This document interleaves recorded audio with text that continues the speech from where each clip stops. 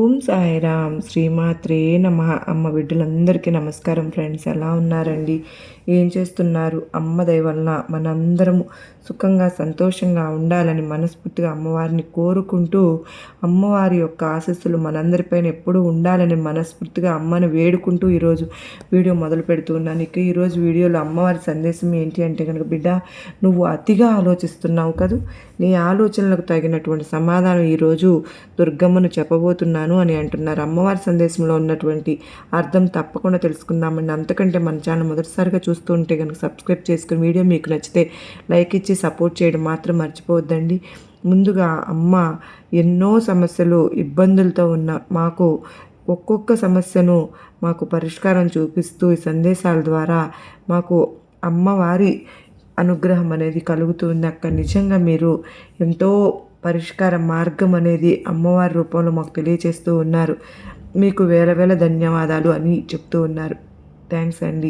మీరందరూ కూడా అమ్మవారి సందేశం తెలుసుకుందామా? మరి బిడ్డ, ఎక్కువగా ఆలోచిస్తున్న ఒక అదృష్టం అనేది నీకు ముందుకు రాబోతోంది కనుకనే నువ్వు జారవిడ్చుకోవద్దు. నీ ఆలోచనకు తగినటువంటి సమాధానం ఈరోజు నేను నీకు చెప్పబోతున్నాను తల్లి అని అమ్మవారు అయితే చెప్తూ ఉన్నారు. అసలు ఈ విధమైనటువంటి సందేశానికి కలిగినటువంటి కారణం ఏంటి, ఎవరు, ఏమిటి, విపరీతమైనటువంటి ఆలోచన ధోరణిలో ఎందుకున్నారు అనేది అమ్మవారు ఈరోజు ఈ సందేశం ద్వారా భక్తులకో భక్తురాలకో ఎవరికో సమాధానం అయితే చెప్తూ ఉన్నారండి.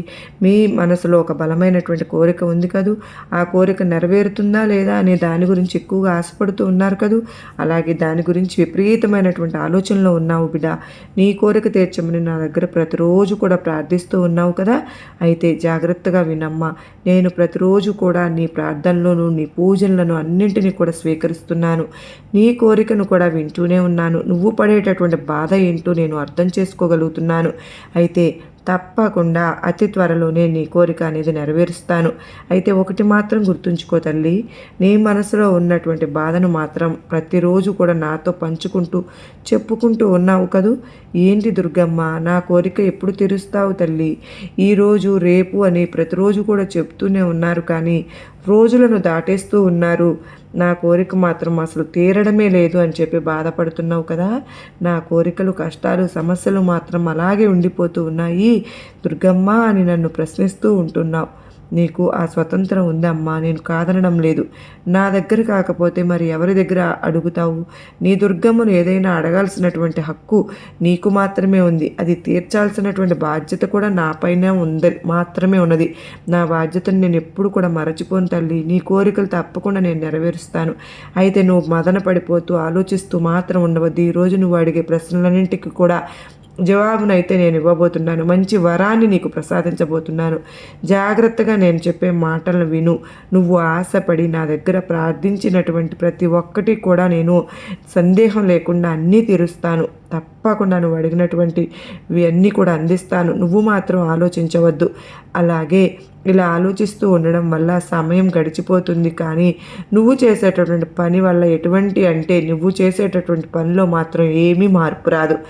సమయానికి అన్నీ నేను నెరవేరుస్తాను. నీకు ఏదైనా సమయం వచ్చినప్పుడు తప్పకుండా నేను ఏదైనా కానీ చేస్తాను అంటూ ఉంటే నువ్వు నమ్మటం లేదు కదూ. నువ్వు కోరేవారే అంటే నువ్వు కోరేటటువంటి బంధమే లేదంటే వస్తువే, ఇలా ఏదైనా సరే కానీ చెప్పుకుంటూ పోతే అలా నువ్వు ఏదైతే కోరావో అదన్నీ నీకు ఇస్తాను. ఒక చిన్న జలపాతంలాగా నువ్వు ఎప్పుడు కూడా గలగల నవ్వుతూ ఉండాలి. నీ మొహంలో ఎప్పుడు కూడా సంతోషపు కళ ఉట్టి పడుతూ ఉండాలమ్మా. ఏ పని చేసినా సరే చిన్నగా మొదలుపెట్టు, కానీ అది చాలా వృద్ధి చెందుతుంది. చూడు, నేను చెప్తున్నాను కదా, నువ్వు చేయవలసినటువంటి పనులు ఇంకా ఈ లోకంలో చాలా ఉన్నాయి. నువ్వు చేసేటటువంటి అడుగు చిన్నదే కావచ్చు, కానీ అది దాని ద్వారా వచ్చేటటువంటి ఫలితం ఉంటుంది చూడు, అది మాత్రం చాలా పెద్దదిగా ఉంటుంది బిడ్డ. కనుకనే చెప్తూ ఉన్నాను, ఎప్పుడు కూడా నిరాశ చెందవద్దు. నేను ఉన్నాను అనే ధైర్యంతో ఉండు. అన్నీ కూడా నీ జీవితంలో లేనివి కూడా తీసుకొచ్చేస్తాను. నేను నీ జీవితాన్ని చక్కబెడతాను. నువ్వు కనేటటువంటి కలలు పెద్దవిగా ఉండాలి. ఆ కలలు తీర్చుకోవడానికి నువ్వు తప్పకుండా కష్టపడాలి కదా. మరి కలలు మాత్రమే కనడం కాదమ్మా, కలలు కనిన తరువాత వాటిని నెరవేర్చుకోవాలి. నిరుత్సాహపడకూడదు. కష్టాలు ఎప్పుడు కూడా శాశ్వతం కాదు. నువ్వు నీ లక్ష్యాన్ని అతి త్వరలోనే తప్పకుండా చేరుకుంటావు. చేరుకోబోతున్నావని తెలియపరుస్తూ ఉన్నాను. నువ్వు చివరి వరకు అంటే ఏ బాధలు లేకుండా ఎటువంటి సమస్యలు లేకుండా నీ మార్గంలో నువ్వు సవ్యంగా నడుచుకుంటూ వెళ్తావు. నిన్ను పరీక్షిస్తూ ఉన్నాను అని చెప్పి అనుకోవద్దు. ఎందుకో తెలుసా, నువ్వు వెళ్ళేటటువంటి గమ్యంలో ఎన్నో ముళ్ళు అలాగే ఎన్నెన్నో చీడ పురుగులు ఎదురవుతూ ఉంటాయి. వాటన్నింటినీ కూడా నువ్వు దాటుకుని వెళ్ళాలి. దాటుకుని వెళ్ళడానికి కూడా నీకు మంచి ధైర్యాన్ని ఇస్తాను. ఇక నీకంటూ ఏదైనా కానీ స్వతంత్రంగా పోరాడగలిగేటటువంటి ధైర్యాన్ని ఇస్తాను. నీకు కష్టాలు ఎక్కువ అవుతున్నాయని నాకు బాగా తెలుసు. ఒకవేళ నీకు కష్టాలు ఎక్కువ అవుతున్నాయి అంటే అది నీ కోరిక అతి త్వరలోనే తీరబోతోంది అని అర్థం చేసుకో. ఈ విషయం కనుక నువ్వు గుర్తించావు అంటే నీకంటే అదృష్టవంతులు ఇంకెవరుంటారు చెప్పు. ఎందుకు కష్టాలు వస్తున్నాయి దుర్గమ్మ అని బాధపడుతూ ఉండవద్దు. నీ జీవితం తప్పకుండా మారుతుంది. అర్థమైంది కదూ. నీ కష్టాలు ఎందుకు వస్తున్నాయి కూడా అతి త్వరలోనే నీకే అర్థమవుతుంది.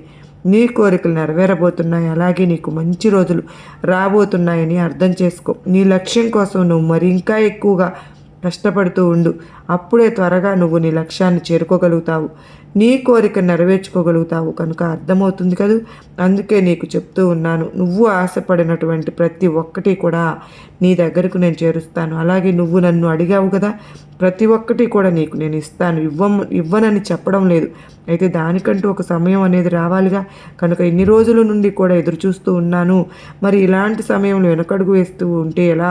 నేను చెయ్యి పట్టుకుని మరి జాగ్రత్తగా నడిపించాల్సినటువంటి బాధ్యత నాపై ఉంది కదా. కనుకనే సమయం వచ్చినప్పుడు తప్పకుండా అన్నీ నెరవేర్చాలి.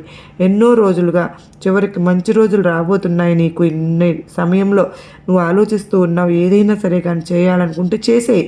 అది ఏ పనైనా సరే కానీ ధర్మబద్ధంగా ఉందా, ఏమాత్రం ఆలోచించకుండా ఒకరి సలహా తీసుకోకుండా నీ వంతుగా నువ్వు చెయ్యి. అలాగే నిన్ను నువ్వుగా తక్కువగా అంచనా వేసుకొనే వద్దు.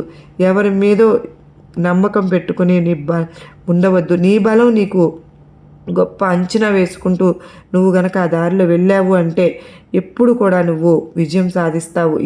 ఏమి నీకేమైంది చెప్పు? నీలో జ్ఞానం లేదా? లేదంటే నీ మాట తీరు ఇవన్నీ కూడా వీటన్నింటిలో కూడా నువ్వేమైనా తక్కువ? మరి ఎందుకు వేరే వాళ్ళని గురించి ఆలోచిస్తావు? నీవు చాలా తెలివైన దానివి. నీకేమన్నా ఏమాత్రం వారికి తీసిపోలేదు. నీకు వాళ్ళకంటే ఎక్కువ జ్ఞానమే ఉంది. ఎవరిని నువ్వు పోల్చుకోవద్దు. నువ్వేమన్నా పిచ్చిదానివా? నీలో లేని దానికోసం, నీలో ఉన్నదానికోసం ఇతరుల్లో వెతుక్కుంటూ నీలో ఉన్నదాన్ని నువ్వు చూసుకోలేకపోతున్నావు. కనుకనే నిన్ను నువ్వు తక్కువగా అంచనా వేసుకుంటూ చూసుకుంటున్నావు. ముందు నిన్ను నువ్వు నమ్ముకో, తర్వాత భగవంతుని నమ్ముకో. ఆ తర్వాత ఏదైనా సరే కానీ మంచి పని అయితే అది తప్పకుండా కొద్ది రోజుల్లోనే విజయం సాధిస్తావు. దేని గురించి కూడా ఆలోచిస్తూ ఎక్కువగా బాధపడుతూ ఉండనే వద్దు. అది నిన్ను ఇంకా ఇంకా బాధ పెడుతూ ఉంటుంది.